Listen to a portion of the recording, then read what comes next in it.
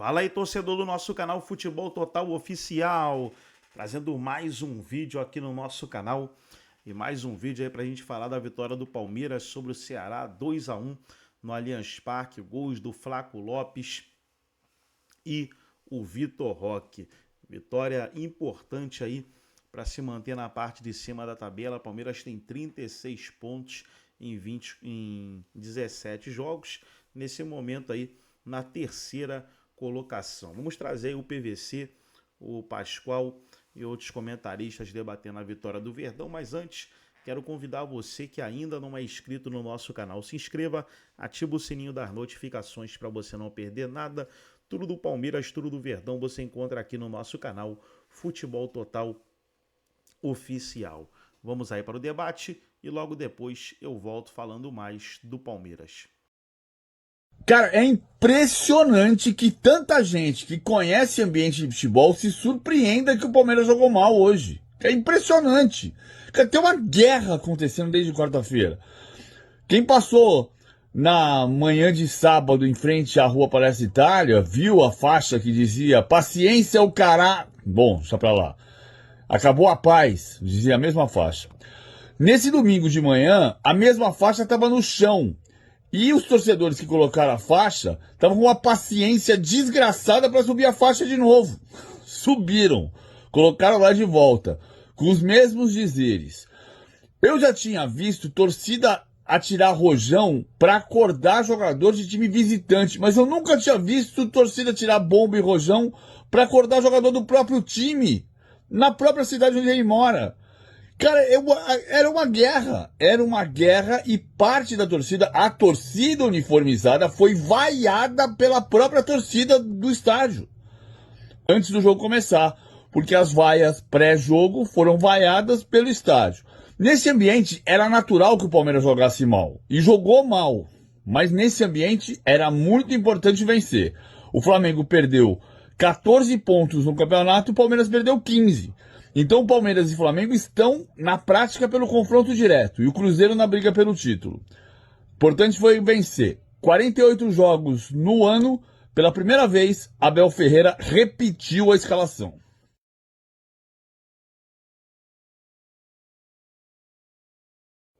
Atenção, repassem esse vídeo até chegar no Abel Ferreira. Que tal se ele saísse do 4-3-3 para um 4-4-2 com Flaco Lopes e Vitor Roque formando a dupla de ataque do Palmeiras? Flaco entrou bem hoje, mais uma vez ele entra bem, e o Vitor Roque ele é mais segundo atacante do que um camisa 9 para receber esse tipo de bola que o Palmeiras tenta colocar nele.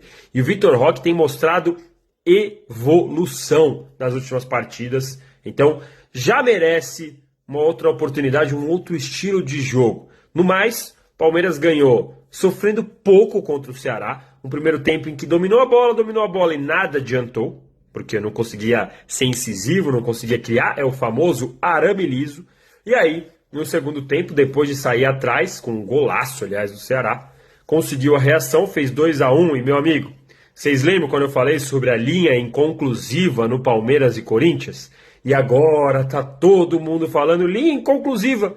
É rigorosamente a mesma coisa. A linha inconclusiva desse VAR é uma piada, é uma brincadeira, não pode acontecer. Não pode um jogo ser definido por milímetros.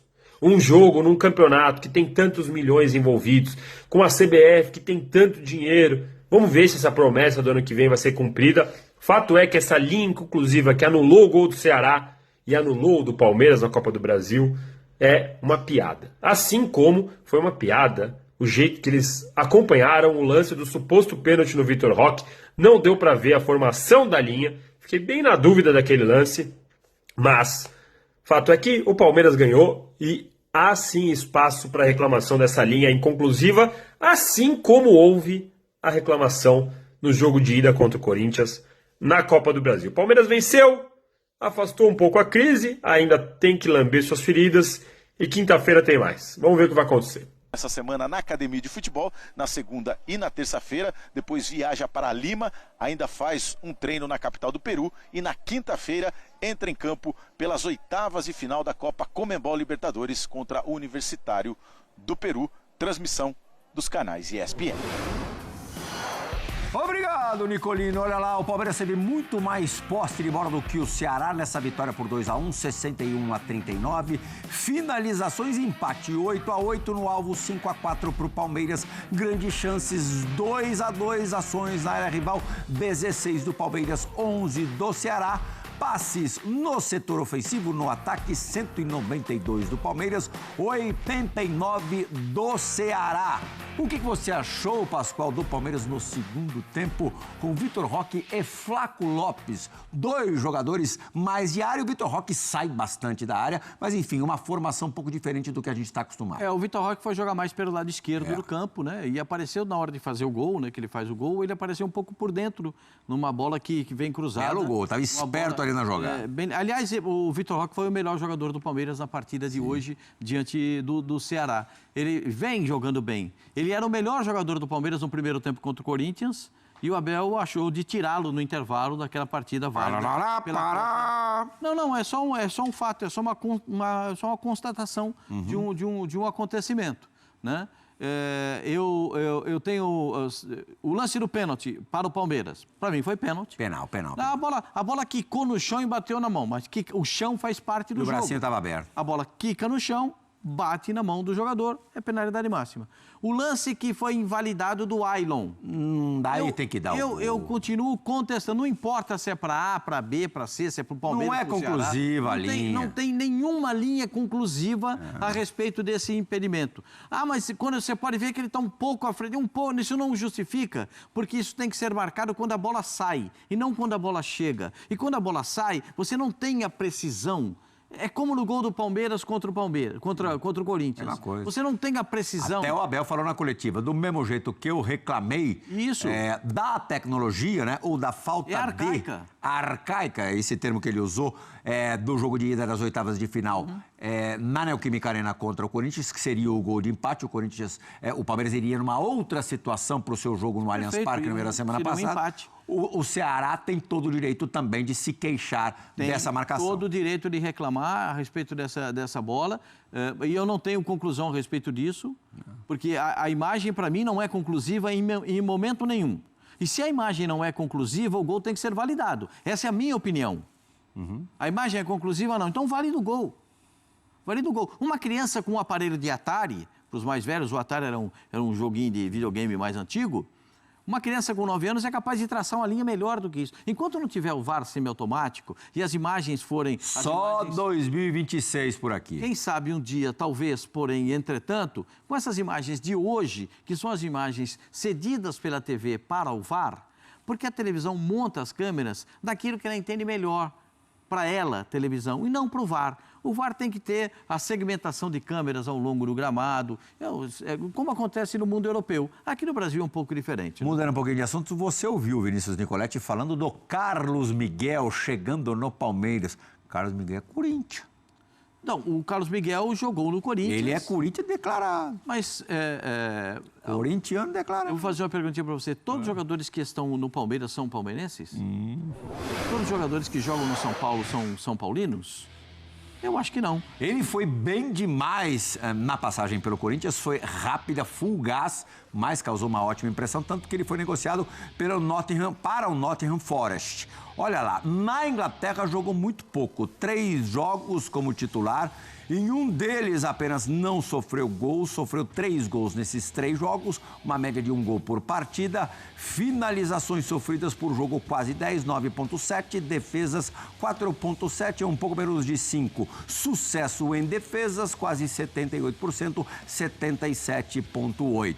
O fato é que imaginava-se que ele fosse ter um futuro mais bacana no melhor futebol do mundo, Pascoal. Ele tem 25 anos, né? 25 para 26 anos. Eu acho que a carreira dele ainda é mais longeva no futebol. Se você pegar os 2 goleiros que estão no Palmeiras hoje, já passaram a faixa dos 30 anos.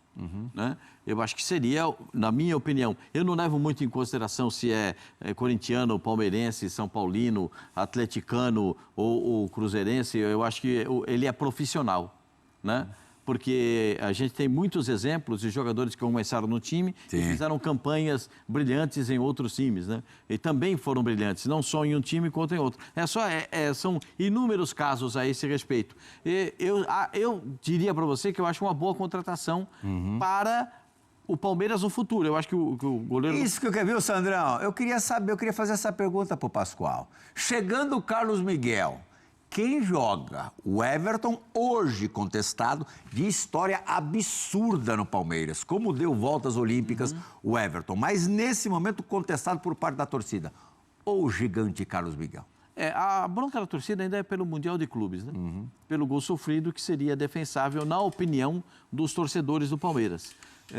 Agora, o Carlos Miguel, como goleiro, é um baita goleiro. Eu acho que é diferente você ter um goleiro do porte do Carlos Miguel para disputar uma vaga com você num time tão expressivo como o Palmeiras. E eu acho que vai ter uma briga, mas... Uma baita sombra, né? Hoje... Não só pela estatura do Carlos Miguel. O Carlos Miguel tem 2,05 m. Hoje, o Everton, para mim, é goleiro titular do Palmeiras. Perfeito? Mas o Carlos Miguel chega com a perspectiva também de brigar por essa posição. O Palmeiras está muito carente em algumas posições. O Palmeiras, a semana passada... Muito carente? Muito carente em algumas posições. Lateral esquerdo só tem um.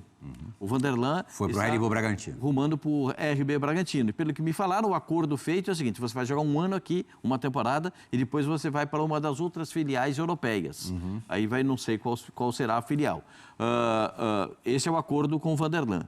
O Palmeiras não substituiu a saída do Richard Rios. Né? O Evangelista não é da mesma posição, porque o Evangelista é canhoto, ele joga do outro lado e não na posição do Rios. Então, precisa de um meia para essa reposição. E, além disso, o Palmeiras pensa em contratar mais um atacante, pelo menos, e um zagueiro. Porque o Palmeiras agora não tem tantos zagueiros assim. Né? 2 estão machucados, só jogam os 2 que estão lá. Não tem outros 2 para uma reposição imediata. Murilão está voltando. E é um belíssimo... nesse instante, no meu modo de ver, o Murilo saiu no momento que ele estava voltando a jogar bem. Sofreu uma nova lesão.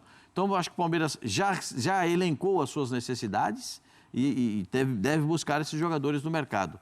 Hoje, a torcida do Palmeiras nem se fez tão presente assim. 27 mil pessoas. Não é um número... para a torcida do Palmeiras. Eu acho que o fato da eliminação contra o Corinthians e as declarações, né, depois desse acontecimento, tanto da presidente quanto do treinador, deixaram o torcedor um pouco chateados a respeito de todos esses acontecimentos. Mas eu gostei do comportamento da torcida, porque quando o Abel foi vaiado e até xingado pelos torcedores organizados, a torcida...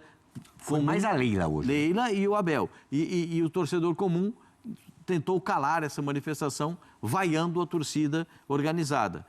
E o atentado sofrido da concentração no Palmeiras é um dos maiores absurdos que eu já vi no futebol. Rojões e bombas. Não, aquilo é um absurdo que eu já vi. Isso é uma grande... Mas, assim, é um grande absurdo não tinha nenhum segurança na guarita. Ninguém para acionar a polícia. Não tinha ninguém ali, os caras não chegaram do nada. Olha lá as imagens, Pascoal. Não chegaram, olha ali, ninguém, não tinha aí um telefone para discar o número da polícia, gente. Ninguém estava nessa guarita que o senhor está vendo aí à sua esquerda. Aí sempre fica pelo menos um segurança. Então, mas não tinha ninguém. A gente conhece bem esse local aqui do lado, na Marquês de São Vicente. Puxa vida, gente. Então, agora a polícia já tem as imagens, inclusive a narrativa de um daqueles que filmou, falando o nome de algum outro participante desse fato. Eles mesmos se confundiram e quase foram atingidos pelos rojões que atiraram. Sabe, isso aí é um grande problema. É um problema, nós estamos vivendo, as pessoas pensam que nós estamos vivendo no mundo virtual, mas nós vivemos no mundo real. Isso é uma grande imbecilidade. Isso aí é um problema, é um atentado. Isso é um atentado à segurança de um cidadão, atentado à Sociedade Esportiva Palmeiras. O Palmeiras tem que fazer um boletim de ocorrência e a polícia tem que apurar esse acontecimento. É absurdamente lamentável o que foi feito. Eu fico pensando no torcedor comum ou no jogador que estava na concentração. O tamanho do susto que eles tiveram ali, onde imaginam que eles têm segurança, não tiveram nenhuma segurança. Nenhuma segurança. Isso é um problema gravíssimo que o Palmeiras precisa resolver. Resolver com a sua segurança e com a Polícia Civil e Polícia Militar. Não é possível que ninguém tenha um telefone para discar 190 nessa hora. Não é possível.